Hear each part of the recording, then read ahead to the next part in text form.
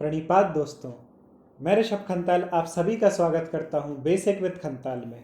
आज की वीडियो में हम बात करेंगे एक ऐसी कंपनी के बारे में जिसने अपनी कॉफ़ी का प्राइस जो रखा है वो लगा रखा है 300 से 400 रुपये, और फिर भी कॉफ़ी लाइन में लग के बिकती है। जी हाँ, आप सभी ने सही पहचाना, स्टारबक्स। तो कैसे स्टारबक्स कंपनी एग्जिस्ट हुई, कैसे वो कंपनी जो कि एक 5-6 लाख रुपए की लागत से स्टार्ट हुई थी, आज करीब 80 बिलियन डॉलर यानी 6 लाख करोड़ रुपए का टर्नओवर क्रिएट कर चुकी है। कैसे इस कंपनी का नाम पड़ा, इसके लोगों के पीछे कहानी, और इंडिया में इस कंपनी का कैसे आना हुआ। तो दोस्तों शुरू करते हैं आज की इस वीडियो को। तो दोस्तों ये कहानी शुरू हुई 1971 में यूनिवर्सिटी ऑफ सैन फ्रांसिस्को में, जहाँ पे 3 इंडिविजुअल, जेब सैगल, जेरी वॉल्डविन और गॉर्डन वॉकर, जो कि बॉल्डविन एक इंग्लिश टीचर थे, वॉकर एक राइटर थे और जेब सेगल एक हिस्ट्री टीचर थे। तो ये जहाँ पर रहते थे, सिएटल, वॉशिंगटन डीसी में एक सिटी है सिएटल, जो कि यूएस में पड़ता है। तो ये लोग वहाँ पे रहते थे। तो इनके मन में जो एक आइडिया था कि जो रोस्टेड कॉफ़ी का कॉन्सेप्ट है वो कहीं ना कहीं अभी तक सिएटल में आया नहीं है। और ये लोग की जो हॉबी थी वो खाने के ऊपर, वाइन के ऊपर और कॉफ़ी के डिफरेंट डिफरेंट वेरिएंट्स पे ये लोग काफ़ी डिस्कशंस करते रहते थे। तो इन लोगों के मन में कहीं ना कहीं था कि कुछ ऐसा स्टार्ट किया जाए कि जिससे जो रोस्टेड कॉफ़ी है वो सिएटल में एक कॉमन कल्चर बने। तो इन्होंने, इनकी जो भी सेविंग्स थी $1350, और इन लोगों ने बैंक से $5000 का कुछ लोन वगैरह लेके अपना लगभग 4-5 लाख रुपए इंडियन वैल्यू में इन्होंने एक कॉफ़ी का आइडिया निकाला कि कोई रोस्टेड कॉफ़ी डिज़ाइन करते हैं। अब जब कॉफ़ी का आइडिया सेलेक्ट हुआ तो उनको लगा कि इस कंपनी का नाम क्या रखेंगे, या जो भी हम ब्रांड शुरू कर रहे हैं इसका नाम क्या रखेंगे। तो जो गॉर्डन थे वो राइटर थे, तो उन्होंने एक नॉवल से एक शिप का नाम था पिक्को। लेकिन जो इनके साथ के एक फ्रेंड थे टेरी हेकलर, उन्होंने कहा कि पिक्को कोई भी एक कॉफ़ी कंपनी का नाम नहीं हो सकता, तो उन्होंने मना कर दिया। अब फिर से नाम ढूंढना शुरू हो गए। तो सिएटल में एक कैंपिंग साइट है माउंट रेनियर। तो माउंट रेनियर में वहाँ पे उन्हें एक लोकेशन मिली जिसका नाम था स्टारबो। तो उस स्टारबो से कंपनी का नाम बना स्टारबक्स। अब जब कंपनी का नाम डिसाइड हो गया तो फिर कंपनी के लोगों की बात आई। तो लोगों को सेलेक्ट करने के लिए उन्होंने सिएटल शहर की ज्योग्राफी को जब देखा, तो जो सिएटल शहर के चारों तरफ आप देखिए तो समुद्र से पूरा घिरा हुआ है, और जो सिएटल का जो पुराना मार्केट था वो पूरा उस तरीके से डिज़ाइन किया गया था कि जितने भी नाव चलाने वाले और शिप में ट्रैवल करने वाले सेलर्स हैं, उनके हिसाब से उन्होंने सोचा कि कोई लोगो रखते हैं। तो समुद्र में जो सबसे स्ट्रॉन्ग साइन माना जाता है वो माना जाता है जलपरी का। तो स्टारबक्स ने अपने लोगों में एक जलपरी की फ़ोटो लगाई, जो कि अक्रॉस द ईयर्स उन्होंने अपग्रेड करते गए और चेंज करते रहे। तो ऐसे हुआ स्टारबक्स का नामकरण और स्टारबक्स के लोगों का नाम। जब पहली बार सिएटल में रोस्टेड कॉफ़ी का कॉन्सेप्ट आया तो पब्लिक से उसे काफ़ी अच्छा रिस्पांस मिला, जिस वजह से जो कंपनी के ओनर्स थे उन्होंने 5 और कॉफ़ी स्टोर्स खोले। अच्छा दोस्तों, एक ख़ास बात आपको मैं बताऊं कि स्टारबक्स जब स्टार्ट हुआ था तो स्टार्टिंग में वो कॉफ़ी सर्व नहीं करता था। केवल जो कॉफ़ी के बीन्स थे, केवल उसी को as a raw material Starbucks बेचा करता था। फिर जो वक्त का बदलाव आया वो आया 1982 में, जब हावर्ड श्मोल्स ने स्टारबक्स ज्वाइन की। तो हावर्ड श्मूल्स डायरेक्टर थे marketing and sales of Starbucks के। तो उन्होंने जब 1983 में जब वो इटली गए तो इटली में उन्होंने देखा कि एक कैफ़े और कॉफ़ी का काफ़ी अच्छा कल्चर है, कि हर स्ट्रीट पे, हर रोड साइड में, किसी भी डाउनटाउन सिटी में काफ़ी सारे कैफ़ेज़ को उन्होंने देखा। तो उन्होंने कहा कि क्यों ना इस चीज़ को सिएटल में यूएस में इम्प्लीमेंट किया जाए। तो जब वो वहाँ से वापस आए तो उन्होंने क्या किया कि जो कॉफ़ी बीन स्टोर था स्टारबक्स का, उसको एक कॉफ़ी हाउस में कन्वर्ट किया। और सबसे पहले 1984 में एक कॉफ़ी का एक टाइप होता है जिसे कहते हैं लाटे, जिसे इंट्रोड्यूस किया, जो कि एक बहुत ही सक्सेसफुल स्टोरी हुई। और इस चीज़ ने स्टारबक्स को एक बहुत ही यूनिक आइडेंटिटी दी। 1987 तक आते आते स्टारबक्स की जो लाटे और जो कॉफ़ी की जो सर्विंग थी वो काफ़ी अच्छी प्रोग्रेस की, जिस वजह से जो हावर्ड श्मूल्स थे उन्होंने स्टारबक्स को $3.8 बिलियन में 1987 में ख़रीद लिया। उस टाइम जो हावर्ड श्मूल्स थे उस टाइम वो 34 ईयर्स के थे, और उन्होंने कुछ बोर्ड ऑफ डायरेक्टर्स और अपनी गुडविल की वजह से स्टारबक्स को परचेस कर लिया। फिर आया एक बहुत ही इम्पोर्टेंट ईयर 1992, जब स्टारबक्स का आईपीओ निकला नास्डैक में। जैसे इंडिया का बॉम्बे स्टॉक एक्सचेंज है, ऐसे ही जो न्यूयॉर्क का स्टॉक मार्केट है उसको नास्डैक कहते हैं।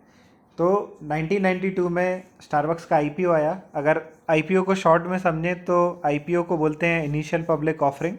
इसमें क्या होता है कि जो कंपनी प्राइवेट कंपनीज़ होती हैं या गवर्नमेंट कंपनीज़ होती हैं, ये मार्केट में लिस्ट होती हैं और ये अपने शेयर्स को पब्लिक या इन्वेस्टर्स के लिए ओपन टू सेलिंग के लिए लिस्ट करती हैं। तो 1992 में स्टारबक्स का आईपीओ निकला, जिसमें काफ़ी अच्छी उन्होंने प्रोग्रेस की। और जब एक अच्छी इन्वेस्टमेंट आई तो स्टारबक्स ने अपना एक्सपेंशन स्टार्ट किया। फिर क्या था, बेशुमार दौलत और मैसिव एक्सपेंशंस। 1992 में आईपीओ में स्टारबक्स ने इतना अच्छा परफॉर्म किया कि स्टारबक्स अब ग्लोबल लेवल पे अपने फुटप्रिंट्स क्रिएट करने लगा। 1992 में जो स्टारबक्स के 165 स्टोर्स थे, अब वो 2007 में 15,000 स्टोर्स हो गए। और उसमें कई ग्लोबल मार्केट्स जैसे जापान, यूरोप और काफ़ी ट्रिकी जो मार्केट्स थे, उन सभी जगह पे स्टारबक्स ने अच्छा खासा परफॉर्म किया। और इसी वजह से जो स्टारबक्स का अगर आप टोटल रेवेन्यू बोलें, वो ट्रांसलेट हुआ $80 बिलियन में, जो कि आप देखिए कि इनिशियल लेवल पे कितना कम था। और जो वर्ल्ड वाइड लेवल पे जो स्टारबक्स ने अपना फुटप्रिंट किया, वो पूरे कैफ़े मार्केट का 57% था, जो कि अपने आप में एक काइंड ऑफ मोनोपोली है। लगातार जब स्टोर्स बढ़े तो स्टोर्स की वजह से सेल्स भी बढ़ी। तो जैसा कि आप देख सकते हैं इस ग्राफ में और इस ग्राफ में कि कैसे 2000 में $2 बिलियन का फुटप्रिंट था और 2007 में $9.4 बिलियन। तो इस वजह से चीज़ें आगे बढ़ना शुरू हुई। लेकिन फिर आई 2007 फाइनेंशियल क्राइसिस, जिसने ना केवल यूएस को बल्कि पूरी वर्ल्ड को एक अलग ही ट्रबल में डाल दिया। क्योंकि 2007 के टाइम्स पे लोन इतने आसानी से मिलने लगा था कि बैंक्स ने बुला के सबको लोन्स दिए, लेकिन जब वो लोन्स रीपे नहीं हुए तो वो एनपीए यानी नॉन परफॉर्मिंग एसेट बन गया। और फिर आगे चल के उसने एक क्राइसिस पैदा की, जिसका असर स्टारबक्स की सेल्स पे भी पड़ा। और 2007 फाइनेंशियल क्राइसिस के बाद स्टारबक्स की 50% सेल्स कम हो गई, जिस वजह से 2008 में उसको 600 स्टोर्स क्लोज करने पड़े। लेकिन उसके बाद फिर से वापसी हुई हार्वर्ड स्कूल्स की, जिनके आते ही जो स्टारबक्स का सेल्स था और जो उसके स्टॉक्स थे वो फिर बढ़ने लगे। हार्वर्ड स्कूल्स ने एक नई स्ट्रेटेजी निकाली कि स्टारबक्स जो कि अब एकदम एक्सपेंशन पे फोकस कर रहा था, तो अब वो कस्टमर रिटेंशन की उसने स्ट्रेटेजी निकाली कि जो लोग ऑलरेडी स्टारबक्स में आ चुके हैं, अब उनको जो पुराना स्टारबक्स है उसका फील देने का ज़रूरत है। तो हार्वर्ड स्कूल्स ने क्या किया कि एक दिन के लिए पूरा स्टारबक्स बंद किया और जितने भी बरिस्टाज और जो कॉफ़ी मेकर्स हैं उनको बुलाया, उनकी वर्कशॉप ली और उन्हें सारी चीज़ें जो इम्पोर्टेंट हैं कस्टमर अटेंशन के लिए, वो सारी स्ट्रेटजी समझाई। फिर उसके बाद जो मशीन के थ्रू कॉफ़ियाँ बनने लगी थी, फिर उसको दोबारा से स्टोर में ही जो कॉफ़ीज़ होती हैं, कॉफ़ी बीन्स को दोबारा से वहीं रोस्ट किया गया, ताकि जो कॉफ़ी का अरोमा है वो स्टोर में रिटेन रहे और जो एक कैफ़े एक्सपीरियंस है वो दोबारा से स्टारबक्स में प्रोवाइड किया जाए। फिर स्टारबक्स में जो अपने एम्प्लॉयज़ थे उनके लिए काफ़ी चीज़ें की, जो कि वो अपने जितने भी एम्प्लॉयज़ होते हैं उनको ओनरशिप देते हैं स्टारबक्स में, जिस वजह से वो उस कंपनी को अपनी खुद की कंपनी समझते हैं और फिर उसके बेटरमेंट के लिए बहुत अच्छे से काम करते हैं। तो जब एम्प्लॉयज़ के लिए अच्छा हो गया और कस्टमर्स के लिए भी नई नई चीज़ें, नए नए इनोवेटिव आइडियाज़ और डिजिटल लेवल पे चीज़ें होना शुरू हुई, तो स्टारबक्स ने फिर से बाउंस बैक करना शुरू किया। फिर उसके बाद स्टारबक्स ने अपने एक बहुत बड़े बड़े रोस्ट रिजर्व्स बनाए, जहाँ पे different type of experimentation allow किए। जैसे कि आप ये देख सकते हैं सिएटल में, शंघाई में और भी अलग अलग लोकेशंस पे। इन सारे ग्रैंड लोकेशंस पे स्टारबक्स ने डिफरेंट टाइप ऑफ कॉफ़ीज़ और एक्सपीरियंसेस प्रोवाइड किए, जिस वजह से स्टारबक्स एक काफ़ी ग्लोबल लेवल पे एक कॉफ़ी का मोनोपोली ब्रांड बन के उभरा। तो दोस्तों ये था पूरा ग्लोबल एक्सपेंशन स्टारबक्स का और ये अलग अलग लोगोस जो कि स्टारबक्स ने ओवर द टाइम यूज़ किए। अब जानते हैं कि इंडिया में कैसे स्टारबक्स ने अपना इनरोड्स क्रिएट किए। तो ये सबसे पहले स्टार्ट हुआ मुंबई में एक एल्फिंस्टोन रोड है, वहाँ पे स्टारबक्स ने बनाया अपना पहला स्टारबक्स कैफ़े, जो कि टाटा से टाई अप था। टाटा और स्टारबक्स की 50-50 इक्विटी हुई वहाँ पे चीज़ें, जैसा कि आप देख सकते हैं कि ये एक दिल्ली बेस्ड स्टारबक्स है जो कि कनॉट प्लेस पे है। और यहाँ पर आप देख सकते हैं कि फुल्ली उन्होंने एक अच्छा एक्सपीरियंस प्रोवाइड किया है।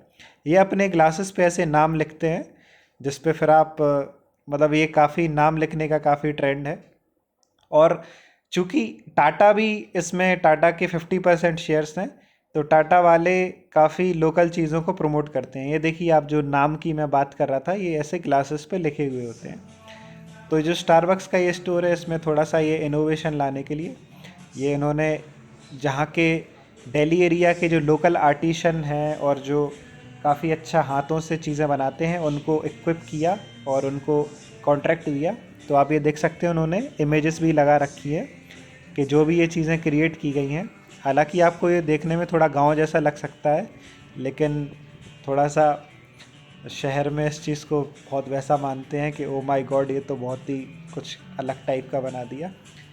तो ये आप देख सकते हैं जैसा कि कनॉट प्लेस है, तो यहाँ पे ये पूरा बनाया हुआ है उन्होंने, पूरा बैठने बैठने की सब चीज़ की व्यवस्था है यहाँ पर। ये स्टारबक्स का लोगो है और यहाँ पे इन्होंने सारा चीज़ सिस्टम क्रिएट कर रखा है।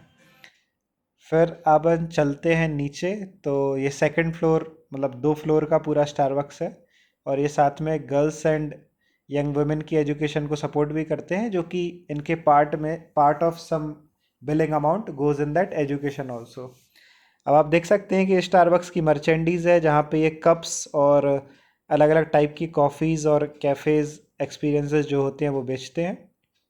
कॉफ़ी के अलावा यहाँ पे ये स्नैक्स वगैरह भी अवेलेबल है। तो ये जैसा कि आप देख सकते हैं, ये पूरा बिलिंग काउंटर है और ये डिफरेंट टाइप ऑफ कप हैं। कॉफ़ी मग्स भी यहाँ पे प्रेजेंट हैं और ऑफिस ले जाने वाले कॉफ़ी मग्स भी प्रेजेंट हैं। और ये बिल है वहाँ का, और बिल में काफ़ी चीज़ें ऐड हुई होती हैं। अगर आप नॉर्मल कॉफ़ी की बात करें तो लगभग 200 से 200-300 रुपये से स्टार्ट होता है। और ये पूरा उन्होंने सेटअप बना रखा है अपना प्लेटफॉर्म, जहाँ पे आप ऑर्डर कर सकते हैं चीज़ों को। तो ये पूरा सेटअप है। ये जैसा कि मैं आपको बता रहा था कि ये जो कॉफ़ी की बीन्स यहीं उसको वो किया, रोस्ट किया जाता है। तो ये जो मशीन्स रखी हैं यहाँ पे पूरी कॉफ़ी आपकी वो रोस्ट होती है।